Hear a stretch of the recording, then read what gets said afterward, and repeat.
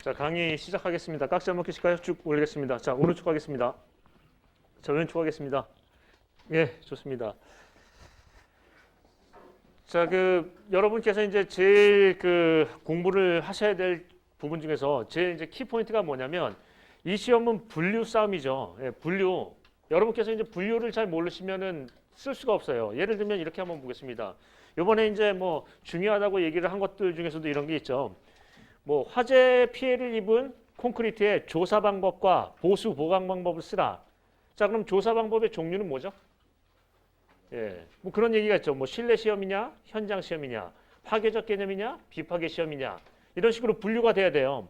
거기에 세부적인 몇 가지 시험 정도는 아셔야 돼요. 뭐 시차열 분석이라든지 뭐 여러 가지 예, 또 그런 부분을 얘기할 수 있고요. 또 예를 들어서 보수 보강 방법은 뭐가 있나요? 이게 이제 아까 어떤 분께서 이제 질문도 하셨는데 보수 보강 방법이 균열 보수하고 달라요.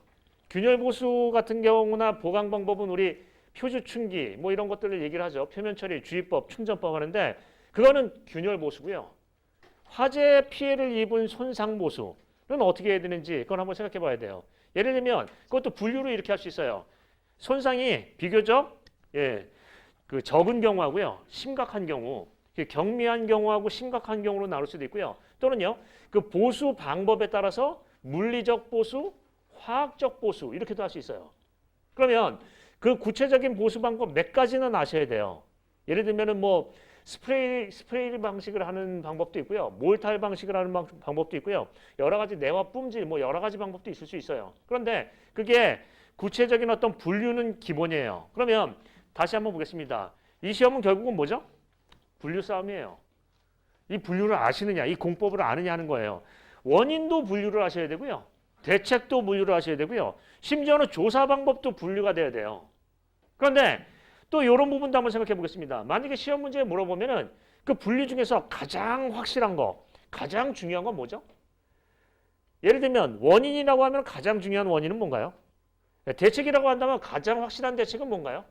그런 부분이 나와야 되죠. 그래서 분류 싸움을 하셔야 됩니다. 자, 그러면 한번 보겠습니다.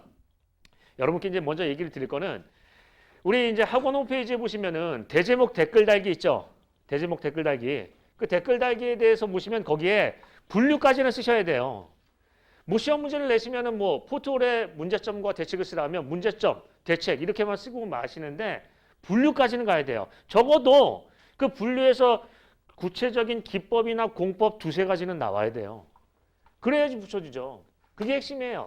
이 시험은 다른 거 아니라 분류 싸움이에요. 그러면 자 이런 부분 한번 생각해 보겠습니다. 지금 계속 매 해마다 매 회차마다 강조를 하고 있는데 우리 대제목 댓글 달기 연습하시나요? 그거 다음 주부터 상품을 드릴게요. 이렇게 하면 안 되는데 아니 공부하시는데 무슨 상품이에요. 근데 좋습니다. 자, 대제목 댓글 달기를 해서 소정의 몇 분을 선정을 해가지고요. 그 우리 답안지나 이런 것들에 대한 상품을 드릴 거예요. 그러니까 제발 좀 참석해 주세요. 그 정도까지 하는 이유는 그게 효과가 있기 때문에 그래요. 그러면 자 대제목 댓글 달기에는 가장 기본적인 게 있어요. 뭘 한다? 분류는 쓰셔야 돼요. 분류를 쓰실 때 그 분류 안에 구체적인 기법 두세 가지는 들어가야 돼요. 어떤 기법을 써야 되느냐 하는 건 문제인데 그 기법이 없이 그냥 물리적, 화학적, 적극적, 소극적 이러시면 안 돼요. 그런 공법이 몇 개가 있는지는 두세 개씩은 나와야 돼요. 이해되시죠? 그러면 답안을 쓰실 때 어떤 부분을 얘기를 하신다? 질문 요지에 대해서 분류를 하시고요.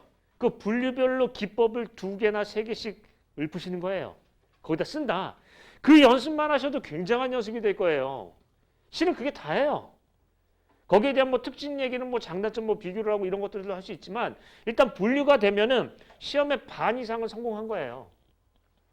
그러면 그거를 연습하고자 하는 건데 거기다 분류를 안 쓰신다는 거는 말도 안 되는 얘기죠. 말도 안 되게 그냥 적극적, 소극적 이렇게 뭉뚱그려서 쓰지 말고 구체적인 기법을 제시를 하십니다. 이해되시죠? 그게 제대로 안 나오면 점수가 안 나와요. 그래서 다음 주부터는 제가 주말 정도에 금요일 정도나 토요일 정도에 그거를 올릴게요. 김 교수의 강의 리뷰 앤 프리뷰 거기에다가 올리겠습니다. 요번에 제일 댓글 잘 쓰신 분 누구누구는 상품 받아가시라고요. 그렇게 할 거예요. 거기에 이름이 없는데 상품 받아가면은 잘못하면 뭐를 당할 수 있죠? 쪽팔림을 당할 수 있어요. 그러니까 그냥 가시면 안 되고요. 거기 이름이 있어야 돼요. 이해되시죠? 자, 그러면 다음 주부터 그렇게 하겠습니다. 많은 참여를 하시고요. 계속 얘기하지만 왜 이런 식으로 자꾸 얘기를 하냐면 그게 굉장히 효과적이에요. 결국은 우리가 분류를 계속 머릿속에다 리마인드를 해야 돼요. 근데 분류는 저번에 분류 강의를 했었나요? 우리가? 분류 강의를 했었죠. 분류는 정해진 바는 없어요. 이런 관점에 따라서 저런 관점에 따라서 틀릴 수 있어요. 대책을 보면은 대책은 물리적 대책도 될 수 있고 화학적 대책도 될 수 있고요. 적극적인 대책이 될 수도 있고요. 소극적인 대책도 될 수 있어요. 직접적 대책이 될 수도 있고요. 간접적 대책도 될 수 있어요. 그러니까 그런 분류를 여러 가지를 하시는데 구체적인 기법 몇 개는 들어가야 돼요. 이해되시죠? 거기까지 쓰시는 걸 목표로 합니다. 그냥 적극적, 소극적 이러고 끝나면 안 돼요. 예, 거기에 기법 제시를 하셔야죠. 자, 그렇게 해서 분류하고요. 예, 상품을 많이 해서 학원에서 많이 드릴 수 있게 해주시기 바랍니다. 이런 경우는 안 돼요. 한 5분 올라갔다. 5분 드리느냐? 안 드릴 거예요, 다. 그래도 한 50분은 올라와야죠. 하시기 바랍니다. 그거 안 하시면 뭐 하실 거예요? 그리고 이런 얘기를 많이 하시죠. 저한테 이제 오시면 이런 얘기를 많이 하십니다. 어떻게 해야지 합격을 할 수 있느냐? 제가 하자는 대로 하면 돼요. 하자는 거를 한다는 거죠. 지금 하는 거 2가지가 있어요. 하나는 뭐죠? 댓글 달기. 하나는 일요일 날 단답형 정리. 이 2개뿐이 없잖아요. 이것도 못하세요? 근데 다른 거는 계속 하세요. 이게 진짜 중요한데. 다음 회차로 넘어가서 11월 달부터 2차 강의 들어갈 때는 어떤 걸 하죠? 우리서는 이제 문제를 찍고 들어가죠. 그래서 그 문제에 대해서 어떤 문제에 대한 답안이나 풀이 방법 같은 것들을 설명해 드리고 없는 자료는 부연 자료를 우리 게시판에다 올려놓을 겁니다. 수강생 전용방에 올려놓을 거니까 거기에 집중하는 거죠. 그래서 그때마다 필요한 거를 집중하시면 되겠습니다. 자, 그러면 흑막이